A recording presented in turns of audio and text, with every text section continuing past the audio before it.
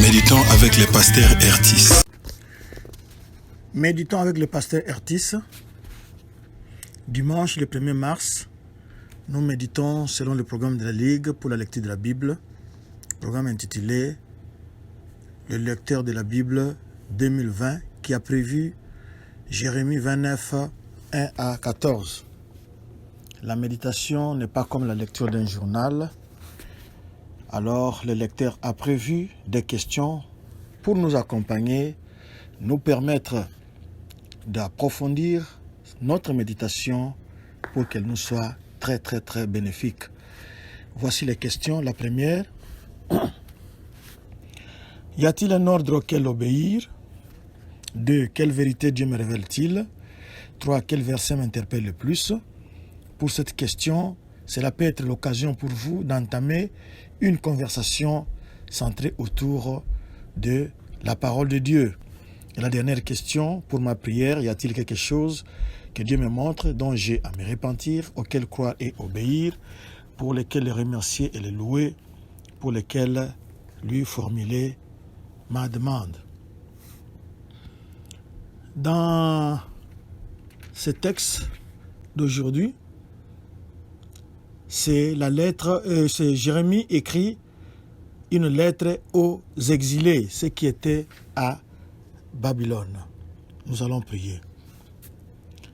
Nous bénissons ton Saint-Nom, Yahweh, toi qui as permis que nous puissions achever le mois de février et que nous puissions entrer dans ce mois de mars.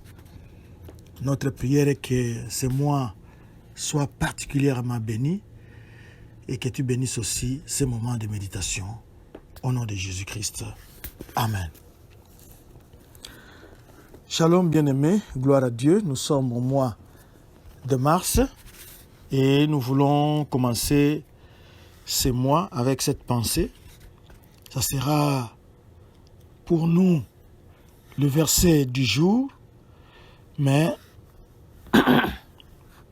nous pouvons dire que ça doit être pour nous la pensée qui va nous guider durant tous les mois de mars. Nous sommes au verset Jérémie 29, verset 11. « Car je connais les projets que j'ai formés sur vous, dit l'Éternel, projets de paix et non de malheur, afin de vous donner un avenir et de l'espérance. » Ça, c'est notre pensée pour le mois de mars. Mais nous pourrons continuer pour aujourd'hui à mémoriser ces passages et pourquoi pas durant tout le temps. Nous continuons avec le verset 12. « Vous m'invoquerez et vous partirez, vous me prierez et je vous exaucerai. Vous me chercherez et vous me trouverez si vous me cherchez de tout votre cœur. » Amen. Ça, c'est notre verset du jour et ça sera aussi notre verset du mois. Nous allons le répéter pour une meilleure audition et compréhension. Texte ou verset du mois, c'est Jérémie 29, 11. « Car je connais le projet que j'ai formé sur vous, dit l'Éternel, projet de paix et non de malheur, afin de vous donner un avenir et de l'espérance. » 12. « Vous m'invoquerez et vous partirez, vous me prierez et je vous exaucerai. » 13. « Vous me chercherez et vous me trouverez, si vous me cherchez de tout votre cœur. » Amen.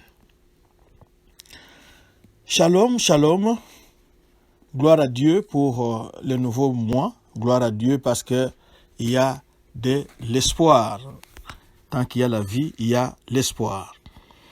Commençons à partir du 4e verset.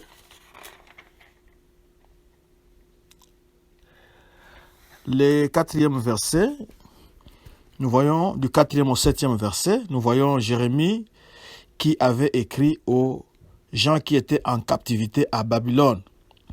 Il leur donne certaines instructions, leur disant de continuer à aller de l'avant avec leur vie et surtout de prier pour la nation païenne où ils étaient esclaves. C'est Jérémie 29, de 4 à 23. On peut trouver toute cette idée-là.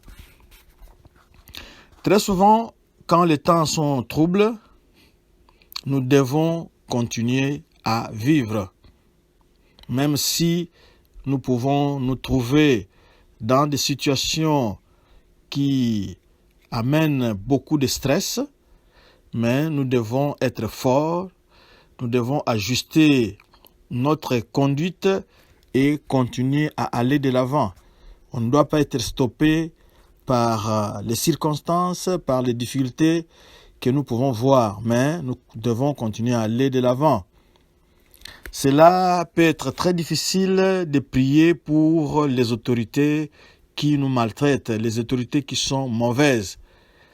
Mais nous devons savoir que c'est à ces moments-là que les prières sont les plus voulues. On a besoin de prières en ces moments-là. On a besoin de prier en ces moments-là. Vous ne pouvez peut-être pas vous rendre compte, mais si vous lisez ces passages, comme nous venons de le dire ici, au verset 12, quand l'Éternel dit « Vous m'invoquerez », ça signifie quoi? Ça signifie que c'est de la prière. Vous me chercherez, vous allez le chercher comment? Avec vos yeux, ou vous allez le chercher dans la prière. Donc ce sont des moments de prière, ce sont des moments qu'on ne doit pas se relâcher, mais on doit continuer à aller dans la présence de l'Éternel, quel que soit l'endroit où l'on puisse se retrouver. Et nous pouvons aussi ajouter comme texte complémentaire 1 Timothée 2, 1 à 2.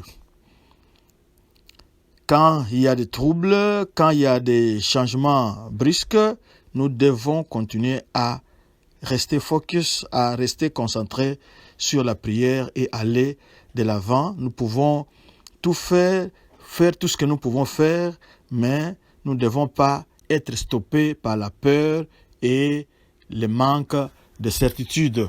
Nous devons continuer à prier, parce que si nous nous relâchons, alors ça sera l'ennemi qui aura le dessus sur nous.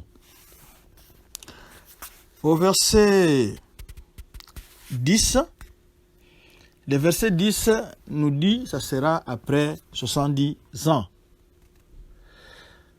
Les 70 ans là, les gens ne sont pas peut-être d'accord sur le temps que les 70 ans doivent commencer. Ils ne sont pas d'accord.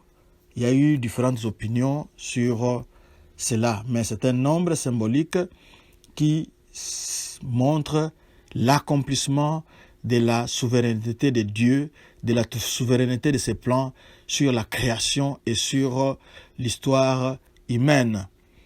Alors, c'est à partir de ce verset 10, quand Daniel, nous avions dit hier ou avant-hier, que parmi les exilés qui étaient amenés à Babylone, il y avait aussi le prophète Daniel. C'est à ce moment-là que Daniel comprendra le plan, le programme de Dieu quand il a pris connaissance que c'était 70 ans, qu'il se mettra à prier, à se repentir pour ses propres péchés et pour les péchés de son peuple. Parce que le but de Dieu, en envoyant son peuple en exil, c'était qu'il revienne dans les droits chemins.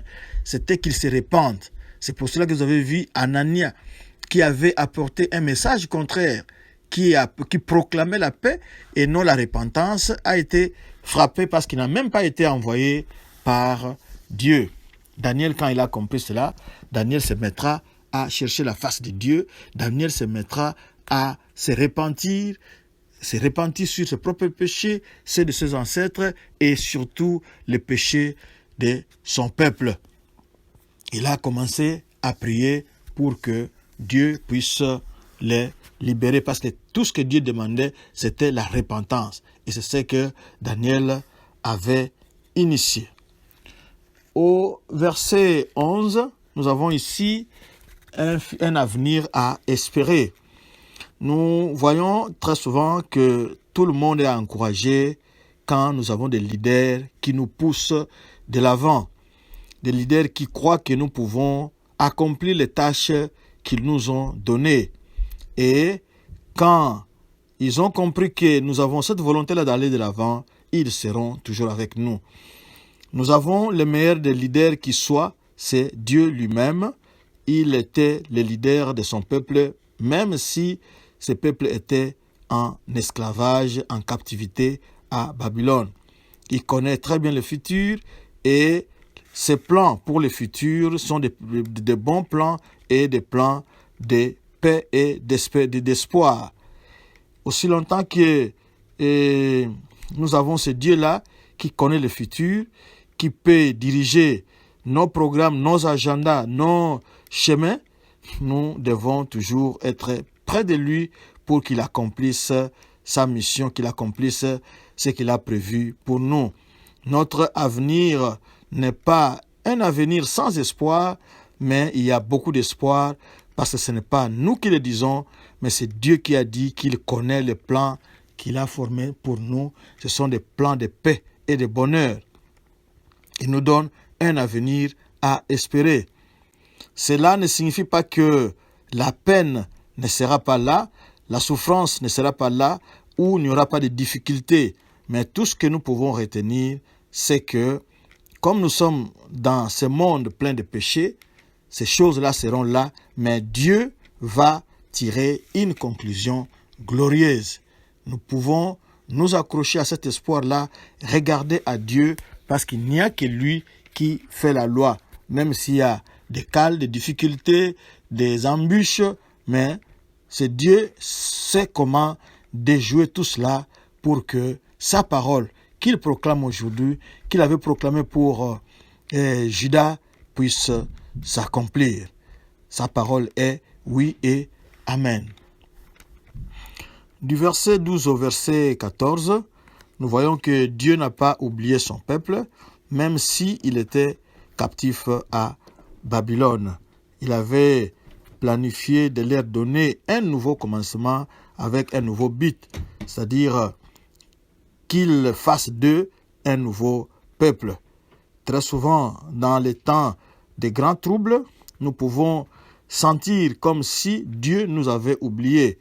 Mais Dieu sera peut-être en ce moment-là en train de nous préparer comme il avait fait avec le peuple de Juda. Il les préparait pour un nouveau commencement avec comme centre de leur vie, ça sera Dieu lui-même. Et au verset 13, si nous devons considérer les sages plans que Dieu avait prévus pour son peuple, c'était surtout d'avoir de l'espoir dans le futur. Et en conséquence, le peuple devait avoir confiance en Dieu. Même s'ils étaient en exil, dans une place très difficile, dans des temps très durs, ils ne doivent pas désespérer parce qu'ils avaient au moins, même si le temple était resté à Jérusalem, le temple peut-être a été détruit avec la ville, mais ce qu'on ne pouvait pas détruire, c'était la présence de Dieu. Il faut continuer à chercher la présence de Dieu. Dieu est à côté de ceux qui ont le cœur brisé. Dieu est à côté de ceux qui l'invoquent pendant qu'ils sont en difficulté. Parce que Dieu est souverain. Et nous avons le privilège, même si on nous a entravés, même si on nous a mis des chaînes, même si on a fermé notre bouche, mais nous pouvons toujours continuer à prier le Dieu de grâce. Ce Dieu-là qui peut être trouvé par tous ceux qui l'invoquent d'un cœur sincère. Quel que soit l'endroit, quelle que soit la place, quel que soit le temps, quel que soit peut-être le jour ou la nuit, il est toujours à l'écoute, sa ligne est toujours ouverte pour nous écouter. Même si l'environnement est hostile, même s'il y a la tristesse, la frustration, des problèmes physiques, ne peuvent pas briser notre communion avec Dieu. Nous devons toujours avoir à l'esprit que Dieu est là et il peut être trouvé. On peut le trouver quand on le cherche avec tout son cœur. Pas un cœur partagé, mais un cœur entièrement commis à la recherche de Dieu. Alors, c'est Dieu-là qui avait envoyé les Babyloniens, Nabuchodonosor, capturer son peuple, parce que ce n'était pas le fait de Nabuchodonosor, mais c'était la punition de Dieu. Nabuchodonosor n'était qu'un simple instrument, mais c'est Dieu-là qui fait l'histoire. Lui-même, il est fidèle, il va restaurer son peuple et le libérer de la captivité. C'est la fin de notre méditation. Le peuple avait beaucoup de questions et quelques-unes de ces questions ont été répondues par la lettre de Jérémie qu'il leur avait écrite, parce qu'il y avait toujours des prêtres qui continuaient à troubler le peuple là-bas.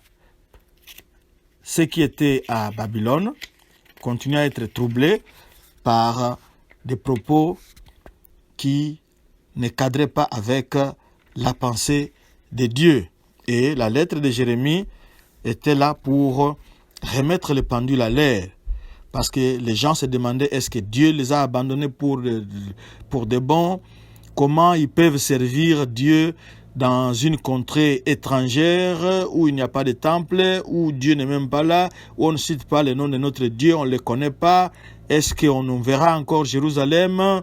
Tout ça, il y avait beaucoup de questions, mais Jérémie avait essayé de répondre. Même s'il avait répondu, nous ne pensons pas qu'il avait pu satisfaire tout le monde. Et le faux prophète leur disait non, ne vous en faites pas, le retour est pour bientôt, le retour est proche. Qu'est-ce que nous devons faire? Nous devons faire ceci, cela pour que nous puissions accélérer notre retour. Mais ce n'était pas le genre de questions que Dieu peut-être voulait écouter de la part de son peuple. C'est comme ça que Jérémie avait écrit pour éclairer tout le monde. Peut-être que ce sont aussi les questions que nous pouvons nous poser, mais nous devons savoir que nous devons toujours être proches de Dieu, le rechercher, quel que soit l'endroit où nous sommes, pour qu'il puisse nous éclairer. Nous devons continuer à maintenir la flamme. Et s'il faut que nous puissions nous repentir, nous pouvons nous repentir parce que Dieu est le Dieu de seconde chance, Dieu est le Dieu de nouveau commencement. Qu'il vous bénisse. Prions. Seigneur, merci. Merci parce qu'au travers de cette lettre, nous avons compris que tu n'abandonnes pas ton peuple, tu leur donnes un avenir à espérer. Notre prière est que nous puissions nous repentir, nous puissions délaisser les choses qui avaient provoqué ta colère pour que nous puissions revenir dans les droits chemins et caresser l'espoir que ce que tu as promis, tu vas l'accomplir certainement lorsque nous serons revenus. Que ton nom soit béni à jamais par Jésus-Christ. Amen. Notre adresse sur Facebook, c'est Doxadeo Lushi. Sur Twitter et YouTube, c'est Doxadeo Lubumbashi. Notre site internet, www.églisedoxadeo.com. Shalom et bon dimanche.